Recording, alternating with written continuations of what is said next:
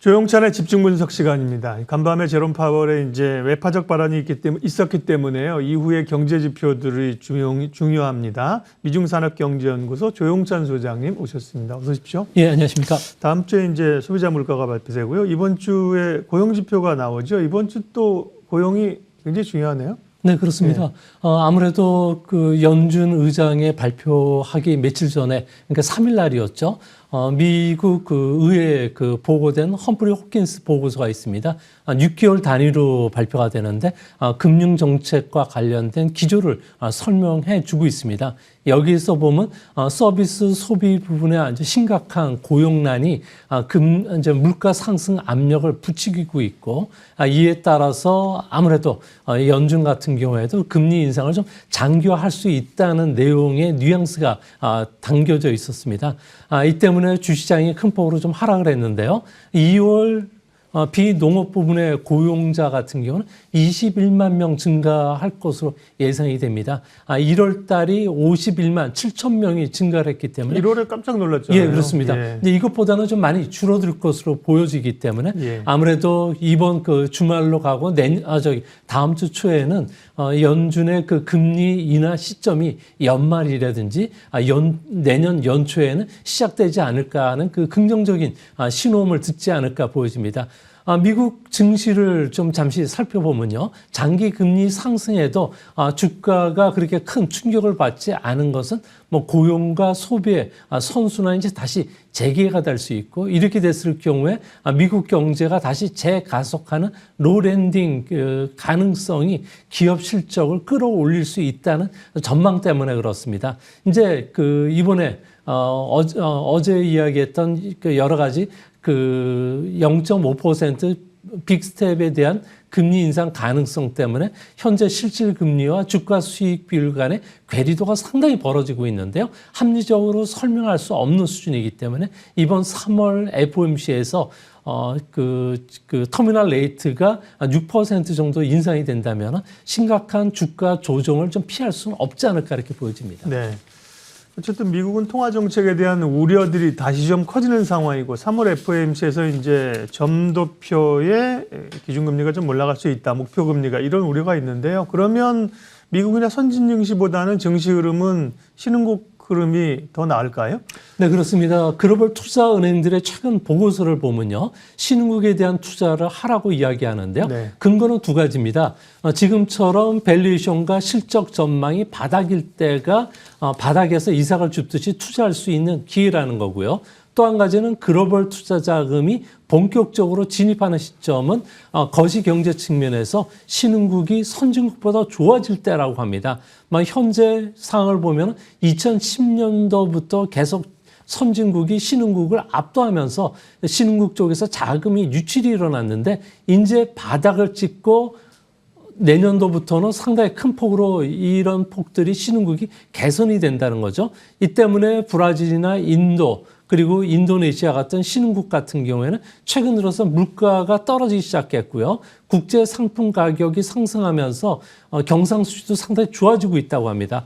중국 같은 경우에도 경제활동 재개로 인해서 제조 PMI라든지 소비자 신뢰 지수도가 상당히 상승을 하고 있는데요. 이 때문에 신흥국의 성장률이 높아지면은 기업 실적도 올라갈 수가 있기 때문에 현재 투자할 수 있는 적기로 보고 있다고 합니다. 다만 중국이라든지 러시아, 대만 같은 나라들 같은 경우는 지정학적 위험이 여전히 도사리고 있고요. 공급망 재편 과정에서 홀대를 받을 수가 있기 때문에 앞으로는 뭐 멕시코라든지 인도네시아, 그리고 그 인도, 베트남 쪽이 좋아지지 않을까 보여집니다. 네. 결국 이번 3월 FOMC 이후에는 신흥국으로의 그 자금이 반사 이익이 기대할 수가 있기 때문에 우리 증시로도 외국인들의 투자 자금이 이전보다는 좀 빠른 속도로 다시 재유입될 가능성이 있지 않나 이렇게 보여집니다. 두 개의 핵심 회의, 양회가 진행 중인 중국 이야기도 하겠습니다. 올해 성장률 목표치가 당초 기대치보다 좀 낮게 5% 전후로 나왔습니다. 한 5% 중반 이상은 제시할 줄 알았는데 왜 이렇게 좀 조심스럽게 가는 걸까요? 네, 중국 정부 같은 경우는 5%로 성장률 목표를 좀 하향 조정시켰는데, 네. 그런데도 불구하고 GDP 대비 재정 적자 비율은 2.8에서 3%로 올렸습니다. 또 한 가지는 신규 고용 창출을 작년에 1,100만 명이었는데 1,200만 명으로 늘렸는데요. 이는 아무래도 중국 같은 경우에는 대졸자가 올해는 1,100만 명 정도가 나온다고 합니다. 이들을 수용하기 위해서는 최소 잠재 성장률인 5% 성장을 뒷받침하기 위해서 재정도 좀 더 확대 재정을 해야 되고 금융 기조도 좀 완화 기조로 좀 돌아설 수밖에 없다고 합니다. 또 한 가지는 정치적 의미가 있는데요. 중국 같은 경우에는 2년 연속 목표치를 하달했을 경우는 시진핑의 권위가 추락할 수가 있기 때문에 아무래도 이번에 시진핑 상기에는 외형 성장보다는 브랜드라든지 디지털 강국이라든지 또 위험 관리에 중점을 둔 고품질의 발전을 지향한다는 점을 중국 공무원들뿐만 아니라 기업들에게 인식시켜주기 위해서 5% 성장을 제시를 했지만 실제적으로 국제투자은행들 같은 경우에는 최소 5.2%에서 6.5%로 예상한다는 점에서 생각보다는 좀 올해는 강한 성장을 하지 않을까 생각이 됩니다. 물러나는 리커창 총리한테 낮게 제시하고 우리는 그거보다 더 높게 숫자를 낸다. 뭐 이런 전략이에요. 리커창 총리가 경제 전망하면서 안정이라는 단어를 굉장히 33번이나 썼다고요. 그 속내는 뭔가요? 네, 중국 같은 경우에는 작년에 3% 성장을 했기 때문에 여기에 따른 기저효과가 2분기부터는 확실히 나타날 수가 있고요. 보복 수비도 일어나는데 안정이라는 단어를 쓴 것은 중국에서는 정적 의미로 보고 있습니다. 중국에서는 안정이라 쓰면은 통치 강화, 그 다음에 그 감시 강화로 읽혀지게 되는데요. 중국 같은 경우에는 치안이라든지 금융, 하이테크 부분은 시진핑 당 직속 하에 지금 두고 있습니다. 아무래도 대만과의 통일 전쟁을 준비하는 과정에서 미국이 반도체와 관련된 규제를 강화할 것으로 보여지고요.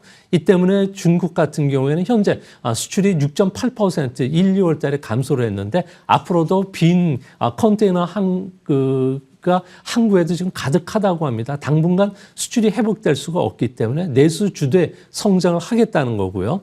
또한 금융 시스템을 정비를 하고 있는데요. 중국 같은 경우에는 디지털 위안화 발행을 통해서 돈의 흐름을 이제는 철저히 감시에 들어가겠다.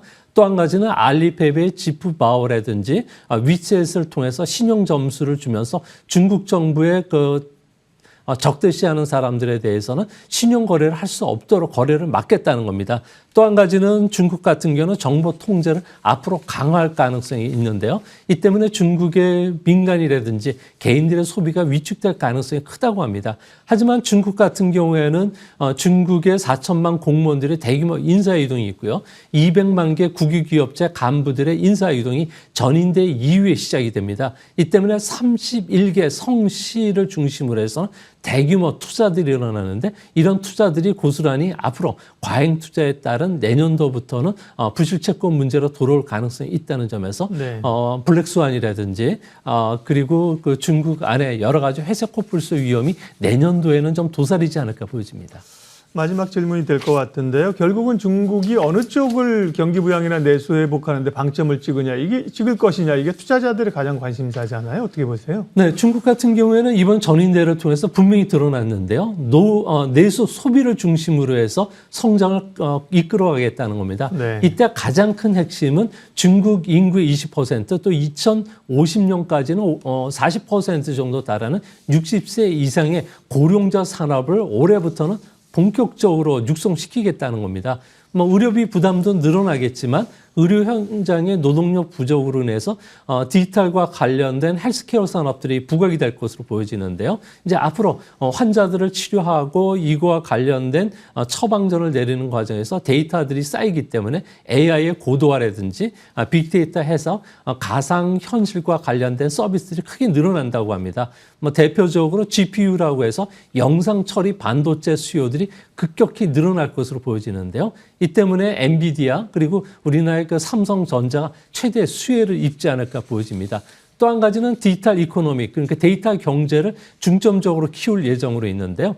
이 때문에 디지털 경제하고 연관이 되어 있는 차세대와 관련된 정보기술 산업, 그리고 전기 자동차 관련된 수요들도 크게 늘어나게 되고, 이 때문에 조금 전에 앞에서 설명했던 DDR5 같이 데이터와 관련된 새로운 그 메모리 수요들도 크게 늘어날 뿐만 아니라 시스템 반도체에 대한 수요도 늘어나기 때문에 우리나라는 반도체와 관련된 특수를 올해서부터 내년도까지는 기대해 볼 수 있지 않나 생각이 됩니다. 네, 집중 분석 미중산업경제연구소 조영찬 소장님 함께했습니다. 고맙습니다.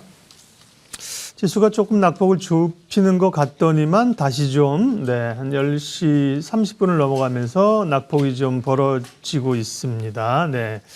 1% 중반까지 코스피는. 이슈 MB 오늘은 여기까지 하겠습니다. 함께해 주셔서 고맙습니다.